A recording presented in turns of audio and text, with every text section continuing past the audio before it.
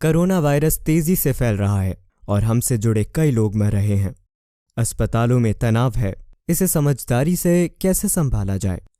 तो मैं ये आप पर छोड़ रहा हूं कि आप लोगों की किस तरह मदद करना चाहेंगे ताकि वे ठीक से सोच सके और उनकी भीतरी शक्ति सबसे अच्छे रूप से उजागर हो, ताकि वे डर को खत्म कर सकें और बहादुर बनकर आत्मविश्वास से भर जाएं। मैं वर्तमान समस्या को छोटा बताने की कोशिश नहीं कर रहा। हाँ, ये एक बड़ी समस्या है। भारत में स्थिति वाकई भयंकर है। अब हमें इन दोनों चीजों में से एक चुनना है। जब बाहरी परिस्थितियां हमारे खिलाफ हो जाती हैं, तो हम भी खुद के खिलाफ हो जाएंगे, या जब बाहरी स्थितियां हमारे खिलाफ होंगी तो हम 100% अपना साथ देंगे। अपना साथ देने का क्या मतलब है? अगर आप अपने साथ हैं तो खुद को खुश, उत्साह से भरपूर और जीवंत रखना सबसे जरूरी है। और बहुत सी मेडिकल रिसर्च से पता चलता है कि जब आप खुश होते हैं, जब आप जीवन में पूरी भागीदारी लेते हैं, तब आपकी रोग से लड़ने की ताकत, आपका पूरा शरीर, आपके शरीर की हर चीज सामान्य तरीके से बेहतर हो जाती हैं। इस पर शोध हुआ है और पर्याप्त जानकारी मौजूद है। आज इस बारे में कोई दो राय नहीं है, इस बारे में कोई संदेह नहीं है, ये अच्छे से स्थापित है।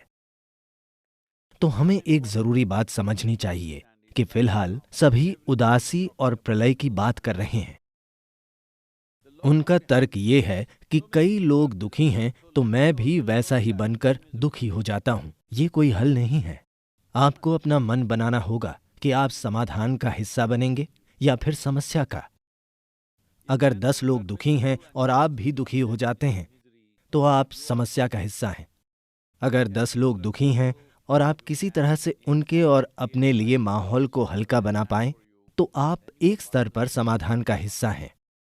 सबसे बड़ी बात यह है कि दुर्भाग्य से आधुनिक जीवन ऐसा हो गया है जिसका पृथ्वी से कोई संपर्क नहीं है। प्राकृतिक तालाबों, नदी, समुद्र से हमारा कोई संपर्क नहीं है। प्रकृति के 5 तत्वों से कोई संपर्क नहीं है। सभी एक बॉक्स में रहकर काम कर रहे हैं जो हमेशा 70 डिग्री सेंटीग्रेड पर, मेरा मतलब है 70 डिग्री फ़ारेनहाइट के आसपास होता है। सभी नियंत्रित तापमान में रहते हैं। जिस बक्से में हम रह रहे हैं, आप इसे अपार्टमेंट या कार्यालय कह सकते हैं, पर यह वास्तव में एक बॉक्स है। तो अब वायरस आपकी जीवन शैली को बदलने की कोशिश कर रहा है। आप सभी की ये शिकायत थी। अगर आप बेंगलोर या दिल्ली में काम कर रहे हैं तो आप हर दिन शिकायत करते थे कि ऑफिस जाने आने के लिए आपको 1.5 से 2 घंटे तक ट्रैफिक में सर्कस करना पड़ता है। अब आपको उससे मुक्ति मिल गई है, तो लगातार शिकायतें मत कीजिए। शिकायतें करने की कोई जरूरत नहीं है, बस हमारी जीवन शैली बदल रही है। हमारे जीवन को हमें जिम्मेदार और सचेत व्यवहार से बचाना होगा। हमारा जीवन बिल्कुल नहीं बदला है, बस हमारी जीवन शैली बदल रही है। पर अगर आप जीवन शैली को ही जीवन मानते रहे हैं तो आप जरूर दुखी होंगे। तो आइए हम इस समझ को विकसित करें। आप क्या पहनते हैं, क्या चलाते हैं, कहाँ रहते हैं, इसका महत्व नहीं है। आप अपने भीतर कैसे रहते हैं, यही महत्वपूर्ण है। और फिलहाल ये महामारी हमें सिखा रही है, हमेशा ऐसा ही रहा है, लेकिन ये महामारी इसे उजागर कर रही है ताकि आप ये तय कर पाएं कि आपका जीवन महत्वपूर्ण है या आपकी जीवन शैली महत्वपूर्ण है। जीवन शैली तब महत्वपूर्ण हो जाती है जब हम किसी दूसरे से तुलना करते हुए जीते हैं।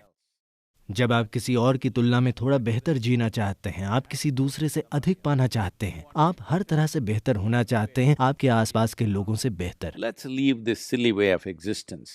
Let's organize our lives in such a way that you're joyful. आइए इस मूर्खता को छोड़ दें। आइए अपने जीवन को ऐसे व्यवस्थित करें कि आप खुश हों, आप स्वस्थ हों, आपके परिवार के लोग खुश हों, आपके आसपास के लोग खुश हों। यही जीवन है। जीवन शैली में एक साधारण सा बदलाव आने को समस्या न बनाएं। अभी जिंदा रहना जरूरी है क्योंकि जीवन कीमती है। जीवन शैली कीमती नहीं है, जीवन कीमती है। जीवन क्या है और जीवन शैली क्या है, इस बारे में आपकी बुनियादी समझ का बदलना जरूरी है। अगर आप ये बदलाव लाते हैं तो आपके दिमाग में आपके द्वारा बनाया जा रहा गैर जरूरी तनाव काफी कम हो जाएगा। क्योंकि आप रेस्टोरेंट नहीं जा सकते, वो बंद है, आप यात्रा नहीं कर सकते, वो भी बंद है, आपके खर्चे कम हो गए हैं। अगर आप कम कमाएं तो भी ये वाकई कोई समस्या नहीं है। आपकी एकमात्र समस्या यही है कि कोई दूसरा आपसे बेहतर जीवन जी रहा होगा, जो आपके लिए कोई मुद्दा नहीं होना चाहिए। जीवन उस मेकअप या उन कपड़ों से नहीं बनता जो आप पहनते हैं। जीवन उस कार में नहीं है जिसे आप चलाते हैं। जीवन बेहतर तब होता है जब आप अपने भीतर बेहतर जीते हैं। अगर ये बुनियादी प्राथमिकता आप बदल दें, महामारी के लिए नहीं, अपने लिए, वायरस की वजह से नहीं, अपने फायदे के लिए, यदि आप ये बदलाव लाते हैं तो आप देखेंगे कि महामारी से जुड़ी कुछ समस्याएं और मुद्दे हैं। समस्या ये है कि लोग अपनी जान गंवा रहे हैं, सिर्फ यही समस्या है, वरना ये कोई समस्या नहीं है। दुर्भाग्य से लोग अपना जीवन खो रहे हैं क्योंकि कोई देश इतना काबिल नहीं है कि अपनी पूरी आबादी या जनसंख्या के एक बड़े हिस्से को हॉस्पिटल में भर्ती कर सके। तो महत्वपूर्ण बात यह है कि किसी भी तरीके से हमें संक्रमण हो सकता है। जरूरी ये है कि जितना हो सके उसे खुद से दूर रखना। इसीलिए टीकाकरण अभियान बहुत महत्वपूर्ण है।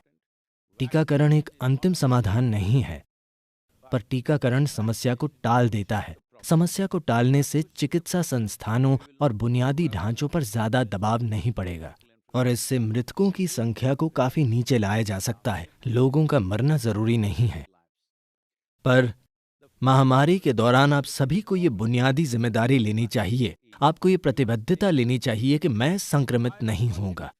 इसके लिए मुझे जो कुछ भी करना पड़े मैं करूंगा, पर अगर इन्फेक्शन होता है, मैं किसी तरह संक्रमित हो गया, तो मैं ये पक्का करूंगा कि ये किसी दूसरे तक न जाए। इतनी प्रतिबद्धता आपको लेनी चाहिए। मैं ये इसलिए कह रहा हूं कि इस महामारी की एक मुख्य और सरल बात यह है कि ये चूहों द्वारा नहीं फैलती, ये एक मच्छर द्वारा नहीं फैलती, ये किसी दूसरे पक्षी या जानवर या किसी और द्वारा नहीं फैलती, ये इंसानों से फैलती है।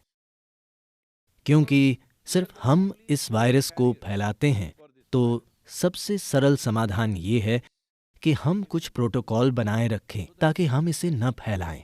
अगर आप वायरस नहीं फैलाते तो बात खत्म। अगर हर नागरिक ये कदम उठाता है तो बात खत्म, सफलता मिल जाएगी।